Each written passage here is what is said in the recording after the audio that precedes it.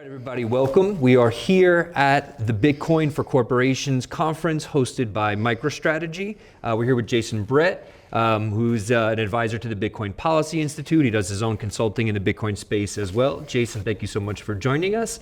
Absolutely. Yeah, if you don't mind, I'm going to dive right in. We had a pretty wild week last week. We saw the crackdown sort of continue. We saw what happened with Samurai.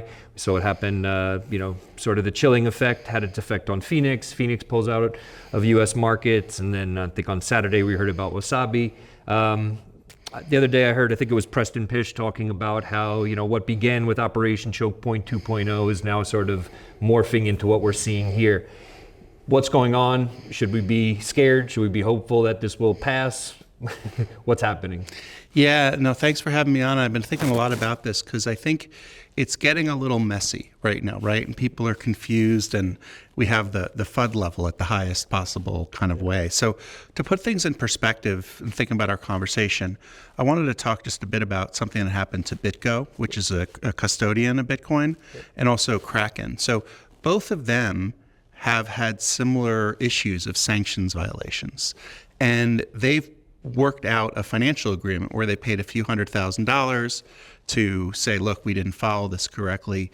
And so when the government looks at somebody like a Kraken or somebody like a BitGo, they're saying, well, Mike Belshie or, should be responsible for the KYC and for sanctions because they're intermediating to one degree or another. With the developer side and the computing side, the government doesn't really have an intermediary to go after per se. And that's a very hard concept as a former regulator from the FDIC of not having an intermediary. It almost still doesn't add up in the regulator's mind of how do we hold somebody accountable if something goes wrong. And so what I think you're seeing, unfortunately, is this design on Tornado Cash and on now Samurai Wallet that you see being treated very differently than somebody like from Kraken who has to go in and pay a fine, or BitGo, like they're literally going, behind bars. And that I think what the key challenge here is we always talk about, code is free speech and you can do what you want with coding. But the government seems to be saying there's limits to that. And there's a certain level of responsibility, whether it's BSA, AML, or whether it's OFAC responsibility. And so I think what you're seeing is a new attack vector at the actual code, because I think the government is concerned that if particularly some of the privacy developing code continues, how will they ever track or be able to keep track of something that might happen? And they look at that more from the national security level than anything else. What we would hope to see would be some more engagement from the government and similar conversations like maybe Kraken and BitGo were able to have, where before you're going to jail, you can say, well, what are the rules of the road? Let's have a discussion. Let's see what the guidance should be. So appreciate that. And it sounds like from some of the conversations I've had here today with other people who are more familiar with these matters as well, that there is some nuance here, right? It's not completely dire, and Bitcoin is not just inevitable, right? So there's a little bit of a middle ground. So in terms of hope right now, what possible paths forward, what does that look like in your mind? Does it look like, again, more dialogue between these companies, similar to the way that BitGo and Kraken handled it? What can we do? How can we establish certain norms or rules of the road? In your mind, what's going to help push the industry forward and sort of reduce the amount of fear as a result of the measures, these crackdown measures that the government is taking?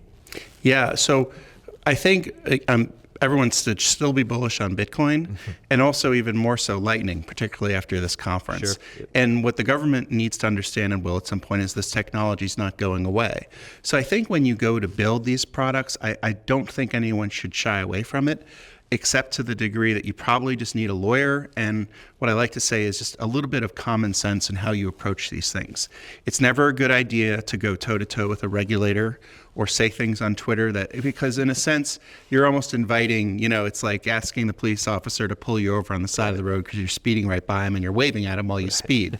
We don't know yet what the speed limit is in this, but we do know enough to know that we have to understand what the basic priorities are. Now, there is going to be a legal fight, I think, you're going to see about if you're a non-custodial wallet, what your responsibilities are. And that's still yet to be determined. It seems like it's a new interpretation of the law, which is why I say I think you keep building, but you do it with common sense, and you also will just need to find a way, and there's a lot of Bitcoin investment money going on, to hire your legal staff to protect you, to regulatory staff. You're going to have to bring that with you to the table while you do things, really out of an air of caution right now, because the government is cracking down on this. I do agree with Preston that we're seeing a broader crackdown, specifically around areas that involve, where there's no KYC or AML or knowing your customer. So non-KYC Bitcoin is really what's a challenging thing right now that some people may have to give second thought to. Interesting. So I think a lot of people would argue, a lot of the diehards might argue that all is then lost, right? That there shouldn't have to be any identity attached to this. Attached to the Bitcoin that you have, which will be much, much harder in the US. I think that Wasabi just announced that they're shutting down all services, so there is no real way to mix your coins in the US anymore. What would you say there? What is the sort of pragmatic take on this situation? Do we still get to, is it an all or nothing game, or do we still get to benefit from certain properties of Bitcoin that are still totally beneficial to those who hold it and use it? So I think if we take a step back and look at what the issue is, the Bank Secrecy Act, as we have as a law in the books, talks about the importance of KYC and AML for financial institutions. The purpose of that law is to avoid money laundering. So that's been created mainly for banks as a way to make sure that banks aren't used as money laundering facilities. But if you take a step back and you think about it, and this is my theory, is at some point or another, the government's going to be going down this track of trying to create a CBDC, or central bank digital currency. But I think they've quickly realized, and even if you talk to some progressive Democrats, you'll see they have a desire for anonymous digital currency too. They don't want minorities to be targeted, right, by their government by saying you have to know who owns which central bank digital currency. So my theory is that at some point, Lightning and the ability of using it in a non-KYC manner will actually be attractive to enough policymakers where we could even see Lightning used as a way of transporting money, maybe even dollars to one degree or another, right, as part of our financial system, as an alternative to a CBDC where there's privacy fears, but maybe not like the libertarian folk thinks, more like, believe it or not, even like the Elizabeth Warren and other progressive Democrats worry about, having minorities targeted because it's identified that they own a certain amount of digital currency. Interesting. So in a way, you're talking about some sort of incentives here for politicians to maybe defend certain constituents or something. And I think we often talk about incentives in Bitcoin, what's going to sort of drive the incentives and therefore cause things to change. So the other question I have, given that you're in touch with more of our policymakers, of more politicians, how much of what's going on comes from, in your opinion, sort of a lack of education, unwillingness to learn, and then how much is just sort of time? Like, a lot of this stuff, it's new information. Senators, congresspeople, whoever, they're busy. There's a lot going on. This isn't the only thing in the world. This is not a huge industry. Is some of this just a waiting game? And during that waiting game, do people sort of learn as they see certain situations arise and then react to those situations accordingly? So like, let's say it is a minority being targeted for something else, as you were speaking about, do you think that's just part of the equation here? We just sort of need to continue with the proper messaging and hopefully it just sort of seeps in over time? I think this is actually the opportunity in 2024 for everyone to get really energized and put forward the positive use cases of Bitcoin to our politicians. You're absolutely right. Their time is very limited. I mean, it's almost like as I'm at this conference, I'm mixing with MicroStrategy people that have no idea what it is. And I bring up them here for Bitcoin. They're like, well, what's Bitcoin? They just don't have the time, or they're not necessarily incentivized to learn about it.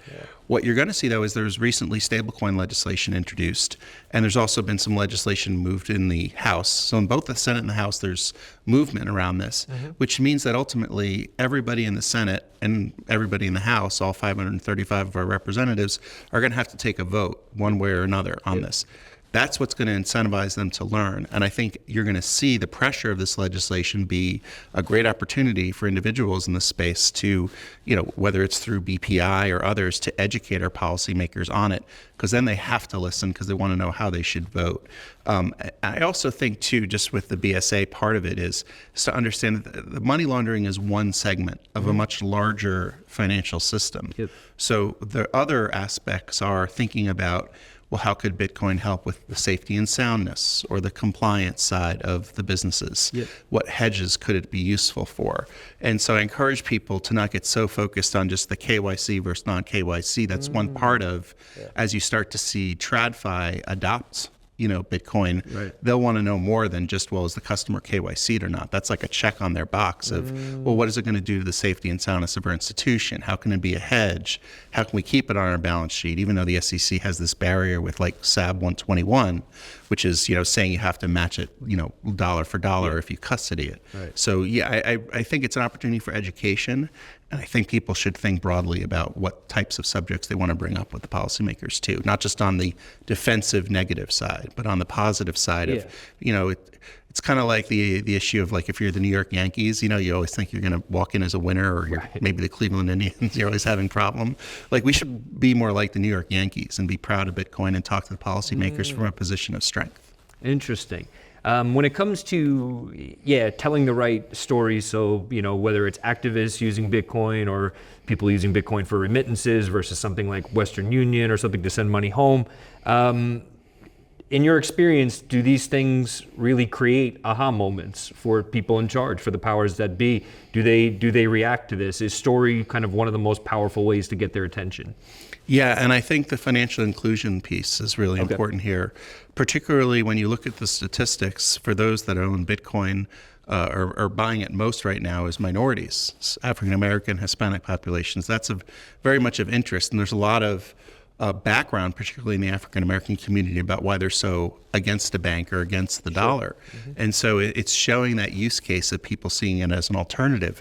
With the Western Union, the speed at which you can transmit money around the world to help people is just unmatched. This is, and I think some policymakers are starting to see it as this is a new opportunity that we can't miss because it holds too much, promise for us. And I think people will learn in time. There's a lot of analytics that you can do with Bitcoin and things like that. So like to the degree that we can adopt that to cut out some of the fraud in our government, right? Maybe it's with like Medicare or Social Security, things of that nature. I think we'll find it as a vehicle to get money that people deserve faster, but also cut out some of the fraud that we experience as well.